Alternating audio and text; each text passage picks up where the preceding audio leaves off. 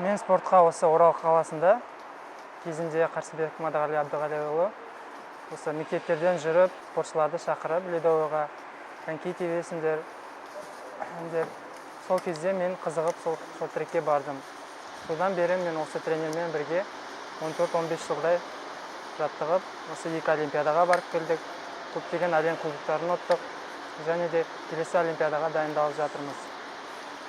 Мен осы коньки тебуді жастайымнан жақсы көретін едім. Осы Құттай кезінде мен ауылда болғанда осы коньки теуіп, қысты күндерде, боран болған кездерде мұздан шықпайтын едім. Содан бері мен коньки теуді жақсы көріп, осы Орал қаласында мұз айдыны ашылғаннан бері мен осы қызығып, сол мұз айдынына барғым келіп жүріп, және де осы тренерім келіп жинаған кезде ойланбастан осы спортқа бардым.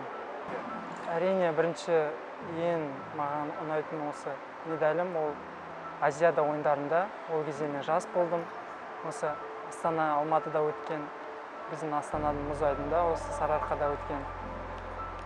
Сонда біз командамен 3-ші орын алдық. Ол кезде біз ондай енді тек жастан, жаңадан бастап жатырған спортшылар едік. Бірақ соған қарамастан біз осы командамызбен 4 бала қола медаль алдық. Сол мен үшін өте сондай үлкен жетістік болды. 2 жыл бұрын, және де осы әлем кубогында мен бірінші орын алған сәтім мен үшін өте сондай қуанышты сәт болды. Енді олимпиада ол әр спортшының арманы болады. Осы олимпиадаға келгенде бұл өте қобалжу көп болады. Енді олимпиада ол бір спортшыларда бағы жанады, бір спортшыларда бағы жанбайды.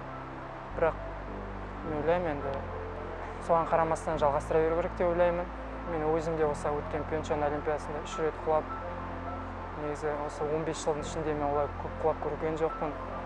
Осы құлай беретін спортшылардың арасында көп жатпайды деп айтуға да болады. Бірақ енді соған қарамастан мен келесі олимпиада дайындалып жатырмын. Мен сенемін, енді осы келесі олимпиадада бағым жанып кетер деп. Сол мақсатпен енді күнде тұрып, осы мұз айдынына келіп, күнде жаттығу жасап, енді осы тағы да бір олимпиадаға дайындаламын. 3-ші олимпиадаға 31 жаста боламын. Тағы да жалғастырғым келеді деп айтқанда, осы ата-анам, жолдасым, бәрі семьям қарсы болған жоқ. Біз сені қолдаймыз, сенен үміт күтеміз деп, осы бірінші оқу жаттығуыма жақсы көңіл күймен шығарып жіберді мені. Мен жолдасым бар, Шынарай Жұмағазиева, және бір қызым, бір ұлым бар. Қызым 3 жасқа толады, январьда. Аты Нұрай, баламның аты Алинұр. Осы Астанада жүрмін қазір. Бірақ соған қарамастан енді алға қойған мақсатым бар. Ертең өскесін балаларым түсінеді деп ойлаймын. Бәрі олар үшін, бәрі осы еліміз үшін. Осы көп спортшылар айтады ғой, балаларымды бермеймін деп. Бірақ мен ойлаймын, баланы беру керек спортқа. Спорт ол өте жақсы бізде, себебі спорт өте жақсы дамып келатыр. Қызымды мен үлкен тенниске бергім келеді. Ал баланы көреміз, өскесін өзі таңдайды. Бірақ қызымды осы үлкен тенниске бергім келеді. Астанаға келіп, бізде өте жақсы Атлантта теннистің тренерлары бар. Себебі ойлаймын, өзім спортты жақсы көремін, теннисті, қарағанды.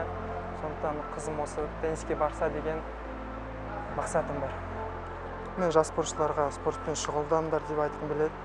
Себебі бізде деген өте жақсы спорттық шыңдары бар, спорттық ареналары бар. Өте мықты тренерлар бар, спортшылар да бар, соларға қарап көтерілуге болады. Сондықтан келіп шұғылданыңыздар, себебі бізде көп спорт өте тегін. Былай қарасаңыз, шетелде деген спортқа ақша төлеп келеді спортшылар жас. Сондықтан жалғастырыңдар, қатысыңдар деп айтқым келеді.